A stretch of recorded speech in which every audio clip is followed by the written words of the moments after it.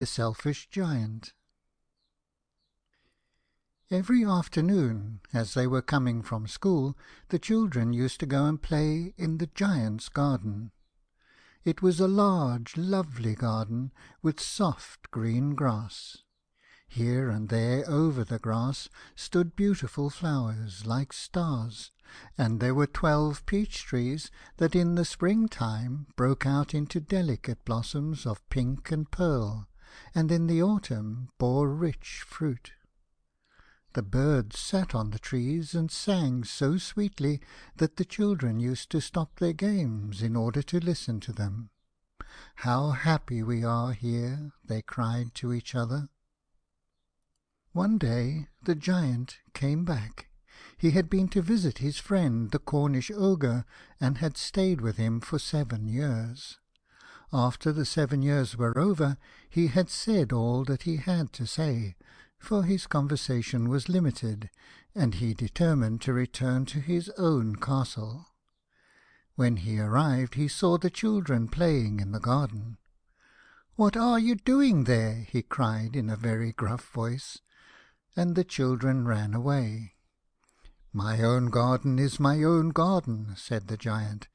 "Anyone can understand that, and I will allow nobody to play in it but myself." So he built a high wall all round it, and put up a notice board: "Trespassers will be prosecuted." He was a very selfish giant. The poor children had now nowhere to play. They tried to play on the road, but the road was very dusty and full of hard stones, and they did not like it. They used to wander round the high wall when their lessons were over, and talk about the beautiful garden inside. "How happy we were there," they said to each other. Then the spring came, and all over the country there were little blossoms and little birds. Only in the garden of the Selfish Giant it was still winter. The birds did not care to sing in it, as there were no children, and the trees forgot to blossom.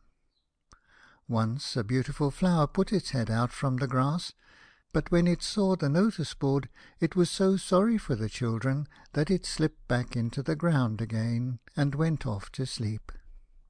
The only people who were pleased were the snow and the frost. "Spring has forgotten this garden," they cried, "so we will live here all the year round." The snow covered up the grass with a great white cloak, and the frost painted all the trees silver. Then they invited the North Wind to stay with them, and he came. He was wrapped in furs, and he roared all day about the garden, and blew the chimney pots down. "This is a delightful spot," he said. "We must ask the hail on a visit." So the hail came. Every day for 3 hours he rattled on the roof of the castle till he broke most of the slates, and then he ran round and round the garden as fast as he could go. He was dressed in grey, and his breath was like ice. "I cannot understand why the spring is so late in coming," said the Selfish Giant, as he sat at the window and looked out at his cold white garden. "I hope there will be a change in the weather." But the spring never came, nor the summer. The autumn gave golden fruit to every garden, but to the giant's garden she gave none. "He is too selfish," she said. So it was always winter there, and the North Wind and the hail and the frost and the snow danced about through the trees. One morning the giant was lying awake in bed when he heard some lovely music. It sounded so sweet to his ears that he thought it must be the king's musicians passing by. It was really only a little linnet singing outside his window, but it was so long since he had heard a bird sing in his garden that it seemed to him to be the most beautiful music in the world. Then the hail stopped dancing over his head, and the north wind ceased roaring, and a delicious perfume came to him through the open casement. "I believe the spring has come at last," said the giant, and he jumped out of bed and looked out. What did he see? He saw a most wonderful sight. Through a little hole in the wall the children had crept in, and they were sitting in the branches of the trees. In every tree that he could see there was a little child, and the trees were so glad to have the children back again that they had covered themselves with blossoms, and were waving their arms gently above the children's heads. The birds were flying about and twittering with delight, and the flowers were looking up through the green grass and laughing. It was a lovely scene, only in one corner it was still winter. It was the farthest corner of the garden, and in it was standing a little boy. He was so small that he could not reach up to the branches of the tree, and he was wandering all round it, crying bitterly. The poor tree was still quite covered with frost and snow, and the north wind was blowing and roaring above it. "Climb up, little boy," said the tree, and it bent its branches down as low as it could, but the boy was too tiny. And the giant's heart melted as he looked out. "How selfish I have been," he said. "Now I know why the spring would not come here. I will put that poor little boy on the top of the tree, and then I will knock down the wall, and my garden shall be the children's playground for ever and ever." He was really very sorry for what he had done. So he crept downstairs and opened the front door quite softly, and went out into the garden. But when the children saw him, they were so frightened that they all ran away, and the garden became winter again. Only the little boy did not run, for his eyes were so full of tears that he did not see the giant coming. And the giant stole up behind him, and took him gently in his hand, and put him up into the tree. And the tree broke at once into blossom, and the birds came and sang on it, and the little boy stretched out his 2 arms and flung them round the giant's neck and kissed him. And the other children, when they saw that the giant was not wicked any longer, came running back, and with them came the spring.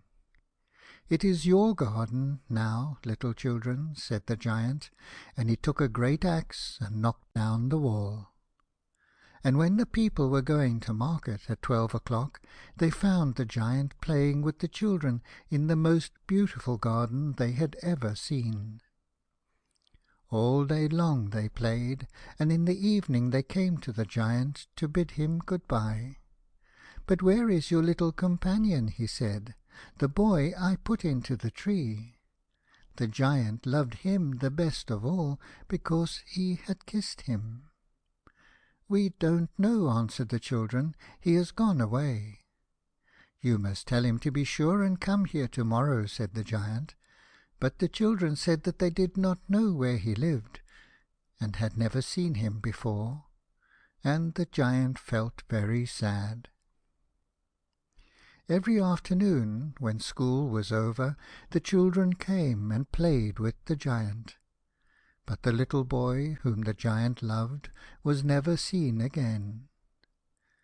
The giant was very kind to all the children, yet he longed for his first little friend, and often spoke of him. "How I would like to see him," he used to say. Years went over, and the giant grew very old and feeble. He could not play about any more, so he sat in a huge armchair and watched the children at their games, and admired his garden. "I have many beautiful flowers," he said, "but the children are the most beautiful flowers of all." One winter morning he looked out of his window as he was dressing. He did not hate the winter now, for he knew that it was merely the spring asleep, and that the flowers were resting. Suddenly he rubbed his eyes in wonder, and looked and looked. It certainly was a marvellous sight. In the farthest corner of the garden was a tree quite covered with lovely white blossoms. Its branches were all golden, and silver fruit hung down from them, and underneath it stood the little boy he had loved. Downstairs ran the giant in great joy, and out into the garden. He hastened across the grass and came near to the child. And when he came quite close, his face grew red with anger, and he said, "Who hath dared to wound thee?" For on the palms of the child's hands were the prints of 2 nails, and the prints of 2 nails were on the little feet. "Who hath dared to wound thee?" cried the giant. "Tell me, that I may take my big sword and slay him." "Nay," answered the child, "but these are the wounds of love." "Who art thou?" said the giant. And a strange awe fell on him, and he knelt before the little child.